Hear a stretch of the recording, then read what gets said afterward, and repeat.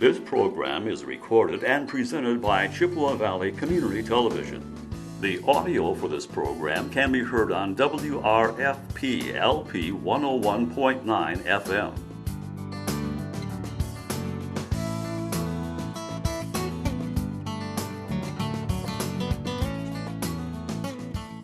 My name is Diane Cable. I am the Human Services Director for Eau Claire County, and I'm joined here with Linda Struck, the manager of the fraud program for Eau Claire County and the Great Rivers Consortium.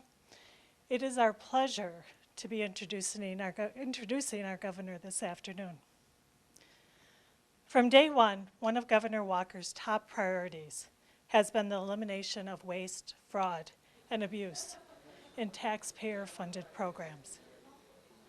On his 8th day in office, Governor Walker created the Commission of Waste, Fraud, and Abuse to identify long and short-term solutions for reducing waste, fraud, and abuse in state government by making government more efficient. One of the first solutions to come out of this commission, even before its final report had been drafted, was to create a dedicated office at the Department of Health Services to coordinate the Department of Health Services fraud detection efforts and implement fraud prevention budget initiatives. The creation of the Office of Inspector General has allowed the department to ensure that the resources that we have for public assistance programs are preserved to help those who truly need them. In the last 2 biennial budgets, both Governor Walker and the Wisconsin legislature have made significant investments in preventing and detecting waste, fraud, and abuse, not only by rebuilding the department's infrastructure for fighting fraud, but also investing in building this capacity at the local level. The state's county-level fraud prevention efforts, like those here in Eau Claire, are funded in part by increases in the past 2 state budgets. The Office of Inspector General, OIG, provides $1 million annually to fraud prevention and investigation programs consortia and 9 tribal agencies. This funds local agency investigators, private investigators, and police investigators. In Eau Claire, we use the funding for 2 fraud investigators who provide investigations for the 10-county Great Rivers Consortium. Thank you, Governor Walker, for your investment and support of preventing and detecting waste, fraud, and abuse in Wisconsin's public assistance programs. And welcome to Eau Claire. Thank you. Thanks, and you did an excellent job of an overview, and we talked about the creation of the Inspector General's office. We didn't just create it. We brought the Inspector General with us here today, so we're excited about that as well. And again, apologies for my delay. The wonders of perfect weather here, but a 40-minute delay being grounded in Milwaukee. So better to be late than safe, or to not be safe, I should say, along the way. But really, you're right. You perfectly explained the headline today, which is really the focus, the partnership between county and local governments and the state government to not only weed out waste, fraud, and abuse, but to do it in a way that ensures that those resources can then be used for the people who truly need them.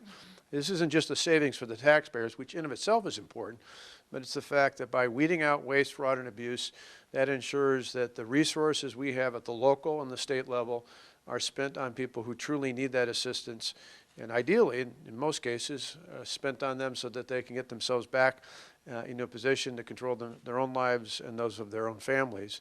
And that's why this is so important. We acted on this right away. It was something I talked about when I was running for governor in 2010.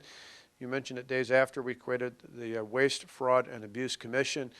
And one of the key components, and something that came out of our State Department of Health Services, our very first secretary, the head of the Wisconsin Department of Health Services, Dennis Smith, had previously, under Tommy Thompson, been in charge of CMS at the federal level. So this is something he knew was effective, not just in our nation's capital, but in state houses across the country. And it's amazing what a change it was. When we first came in that first year, there was one person in the Department of Health Services whose focus was on investigating fraud related to recipients of public assistance in the state.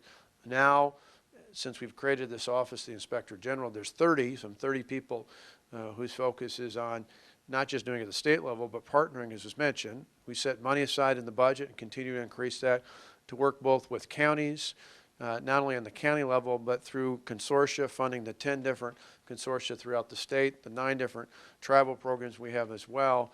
And that partnership has had tremendous results. You think about since 2012, when things were fully operational in that partnership here in Eau Claire County alone, I believe you've saved some $4.6 million. That's money, again, that goes right back into services for the people who truly need it. Through the consortia, it's been about $11.5 million through that same time frame. Of course, Eau Claire County really leading the way. And the easiest way to kind of think of the consortia here in this area is if you take the freeway from here to Hudson, and you take the freeway north to Superior, that area is basically the area that's covered in this consortia. But not only is Eau Claire County geographically the anchor, you've been the anchor in terms of the work that you and the staff here has done to really be at the forefront of that. And part of the reason I wanted to come here today was to talk about more accountable government. It's not just small or big government, it's really saying the government we have should work. And that's why one of our focal points going into the next year is how can we find ways to have more accountable government at the state level? How can we do more to partner with our counties and other local governments to do the same at the local level? And this is a prime example where the staff here and the team here in Eau Claire County have done a tremendous job. We appreciate the partnership with the state and working in that regard, and we're hopeful we can continue to do that. If you look in that same time frame, statewide, it's been about $26.5 million when you think of either cost avoidance or overpayments, things that have been found. Put that in perspective, that's about $12 million more than it was 4 years ago. So it's not quite a 100% increase, but it's pretty close to that in terms of going from $14.5 million to $26.5 million. That takes that partnership with Eau Claire County and other counties across the state to make that possible.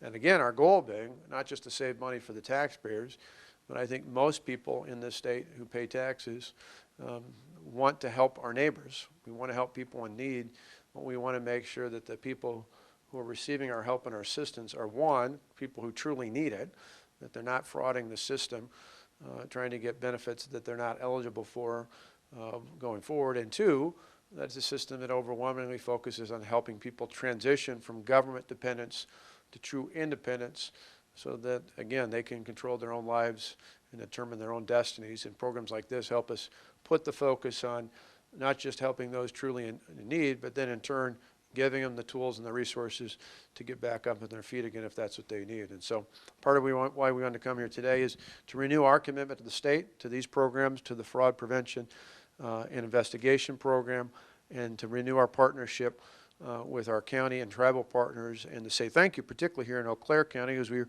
looking at a couple different counties across the state we could be at. In particular in Eau Claire County, you do a tremendous job, and so we physically wanted to be here today as well. So with that, I'll take questions on topic, and then if you got questions on other issues after that, I'll pull aside after we're done, so you guys don't have to sit through all the other questions, right? How does Eau Claire compare to other counties around the state of Wisconsin as far as saving that money? I think you mentioned 4.6 specifically here in Eau Claire. Yeah. How does that compare to maybe surrounding counties and then across the state? Well, clearly a leader. If you think about during that same time frame from 2012 to now, $4.6 million just in Eau Claire County alone. The consortium is 10 counties, so it's that 10 counties in kind of that northwestern wedge of the state, all the way up to Superior, all the way over the Hudson. And so $11.5 million, that means 9 other counties. Nobody else is talking in terms of that close to that range. And again, there's a handful of counties, Brown County, Eau Claire County, a few others across the state who've really been at the forefront. So without a doubt, part of the reason why we came here today is Eau Claire County, your team here has been really at the forefront of that, and that's part of the reason why we wanted to not only recommit ourselves to this program, but highlight the good work that's being done right here.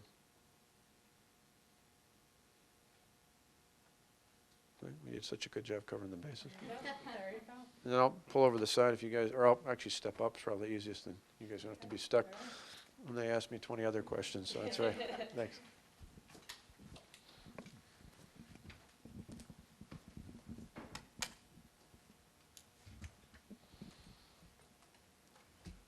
Guys all set?